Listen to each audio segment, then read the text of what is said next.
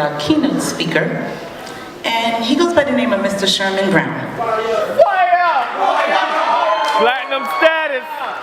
Sherman Brown is an electrifying motivational speaker, professor, entrepreneur, and community activist who is dedicated to empowering individuals to unlock the power of their potential. Raised in the U.S. Virgin Islands, Mr. Brown began his life journey as an aspiring dancehall reggae artist.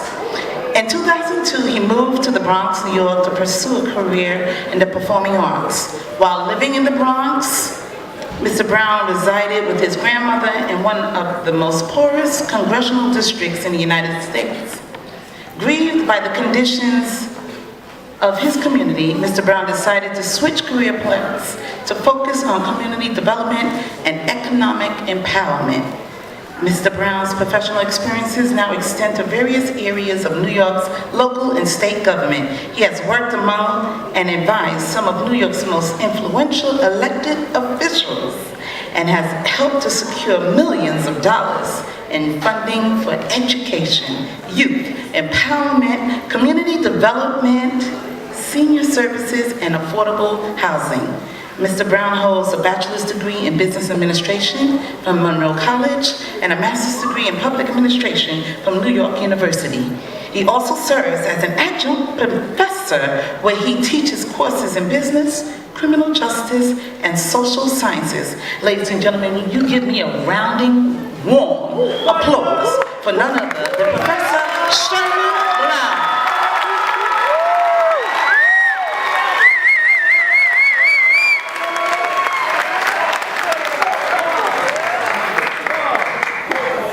Good afternoon. You know, they say that inspiration without action is only fascination. But inspiration with the action brings the transformation. And as we stand here today, I am so proud and delighted to stand behind what I call the transformers of our society. And the reason why I call them transformers is because many of them went through pains and many of them went through struggles. But they started as a freshman, now they're here. Now the whole class standing here.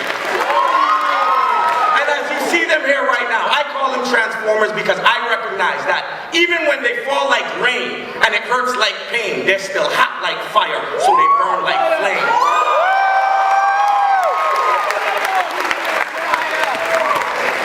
You see, these past 4 years had them going insane, studied hard, read books, yeah, the class got brains. Graduating high school make your whole life change. Suits, you will be rocking, and ties, you will be matching them. Cap and gown on, walking out, relaxing them. Gotta keep this swagger turned up to the maximum.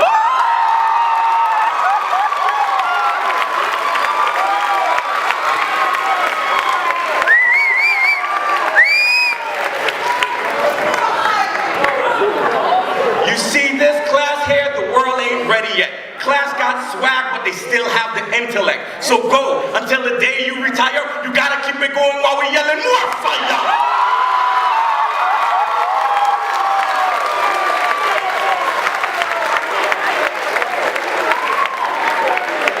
You see, it's time to go higher. That's what we require to motivate and inspire my one and only desire. So sit back, admire the flow and the attire, because the way they do this thing is making these haters retire. Look, class of 2013, if you're in the house, let me hear you say fire! That's what I'm talking about. Let me get back to business here before I get a little out of control.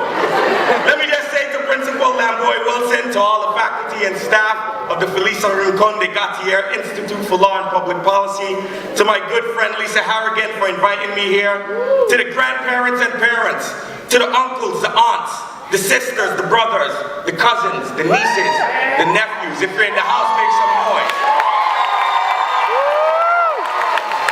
And last but certainly not least, to the graduating class of 2013.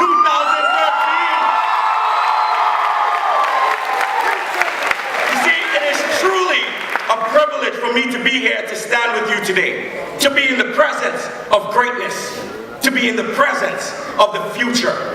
When I talk about greatness, I want you to recognize the color that they're wearing today. I'm keeping it jiggy too. But they're in their purple today. And if you look back in ancient Rome, the color purple was the color of royalty. So ladies and gentlemen, today we are amongst greatness in the house. Give our graduates a round of applause.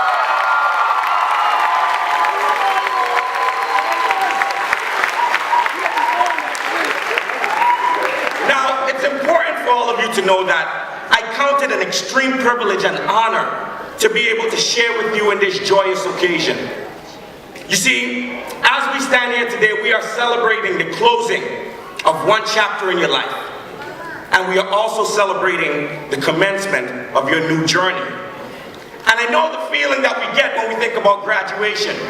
Because sometimes there's great anxiety because you're thinking, I could no longer use the fact that I'm in school as an excuse. I now have to stand out there on my own. So sometimes there's anxiety, but there's also a great feeling of excitement knowing that you have met this milestone. But beyond all those feelings, I think the most important feeling is that feeling of gratitude. You see, the testament of what's happening today is not only a testament to the hard work that they have done, but to the families and the loved ones and those who have supported, that have talked them through all the way. So at this time, graduates, I know you just hug them and you kiss them, but I want you to stand up and give them the biggest round of applause. To your family, to the teachers,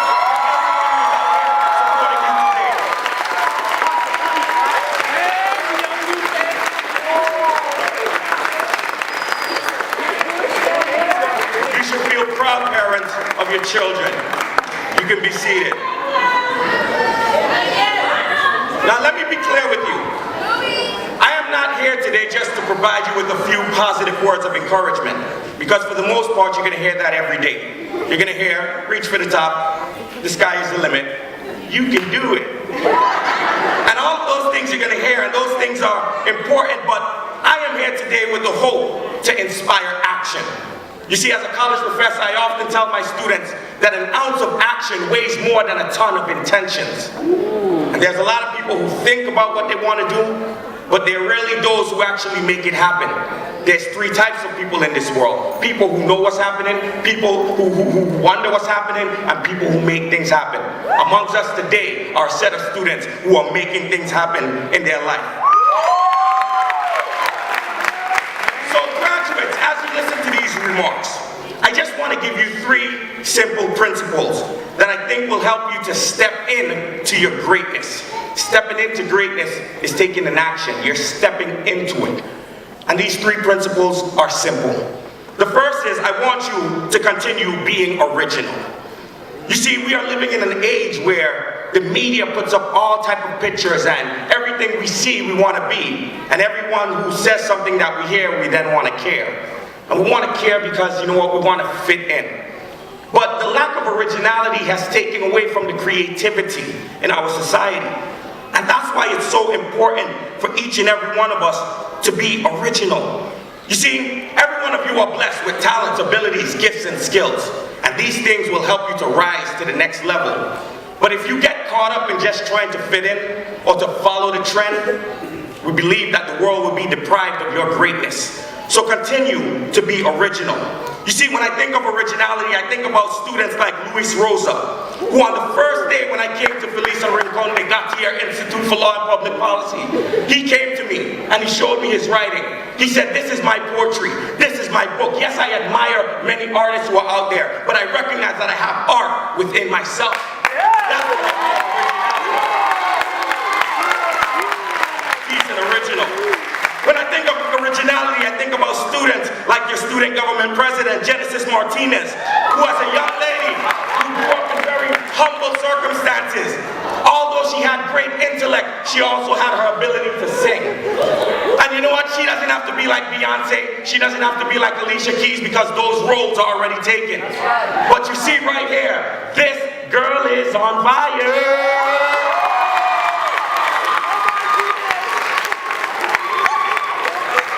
Be original. And look, the reason why I encourage you to be original, because think about this.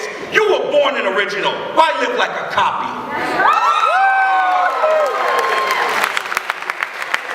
So be original. Secondly, I want to encourage you graduates to be thoughtful. Because being thoughtful is about thinking ahead. It's about being ready for whatever may come your way. Listen to me. You could never be surprised by life if you are always expecting the unexpected. And that's something important to do. You have to be thoughtful enough to anticipate the challenges that lie ahead. You got to be ready to take advantage of the opportunities that are directly in front of you. Because so often we think about the things that we don't have and we complain about it as opposed to maximizing on the things that we do have. Listen to me. Your success is not going to be about how many resources you have. It's going to be about how resourceful you are. Be resourceful. Be thoughtful. Think about how you can use the things that you have in front of you. And while being thoughtful, you also have to be aware of the haters.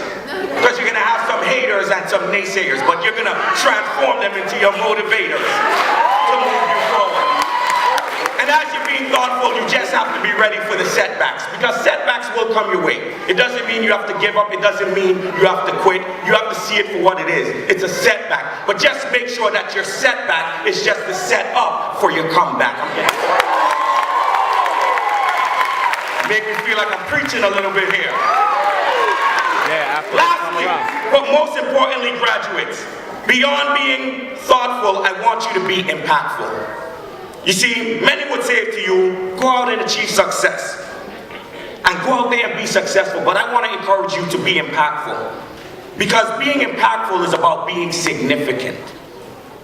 You see, a lot of people could claim to success. They could get the money, the cars, what I call the M&Ms of life, money and materials.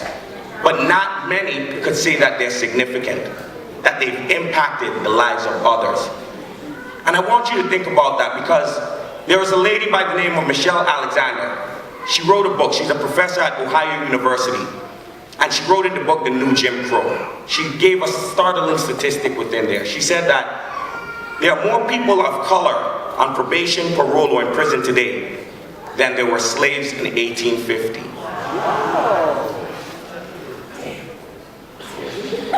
And I want you to really think about that. And that's why it becomes even more important that you, graduating class of 2013, make sure that you are impactful. It was Mahatma Gandhi who said that the best way to find yourself is to lose yourself in the service of others. And when I think about people who are impactful, I think about people like Miguelina Portarial. Miguelina wrote to me after I had spoke to the class, and I remember she said to me, Professor Brown, after you spoke to our class, I recognized that, you know what, I've always talked about making a difference. And I always would say that I could do it eventually. But I've recognized now that I could start making that difference today. And that's why she's serving as your vice president. Give her a round of applause. Miguelina is impactful. When I think of impactful, I think of people like your prom king, Mr. Justin Pope. Worked so diligently to help you put together your yearbook, and who just got accepted to Monroe College, and he's going to be getting a scholarship. You see, many of you saw Justin and figured, well, he's just a photographer. But I remember having a discussion with Justin and him saying to me, look, Professor Brown, I don't just see myself as a photographer, I am the creator of life memories for my class. And that's something that we have to understand. He is creating memories. He is someone who has sacrificed his time to make sure that you guys who are in here today continue to be smiling. That's impact, and that's being impactful. Now graduates, again I say, you have been privileged to have this education. And what you have for yourself will only be temporary, because it will die with you. But what you give to others will be sure to last forever. So my hope today is that you get inspired and that you are ready to step into your greatness. I think Dr. Benjamin Elijah May said it best when he said that life could be summed up in 1 minute. He said it like this: in life you only have 1 minute, only 60 seconds in it. Forced upon us, can't refuse it. Didn't seek it, didn't choose it. But it's up to us to use it. You will suffer if you lose it. Give an account if you abuse it. In life, you only have 1 minute, but an eternity is in it.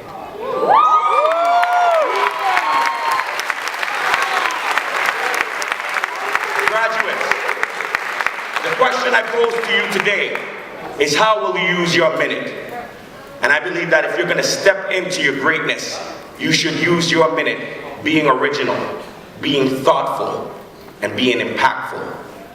It is truly an honor and a privilege to stand amongst you today. And I'm looking forward to you reframing the image of colored people in the United States of America. The task is on you. Martin Luther King is dead. Malcolm X is dead. Felisa Rincon de Gautier is dead. You are that new inspiration. You are that new generation. You are going to be the one to transform our society. And we look forward to seeing you in your royalty. Thank you for your time. God bless you all.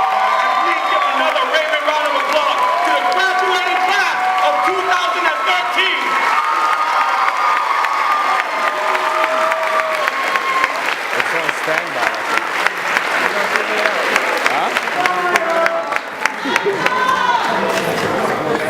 Wow. I don't know whether to put my glasses on or take them off. Wow, we want to thank Mr. Sherman Brown for that dynamic, inspiring words for the class of 2013. I hope you guys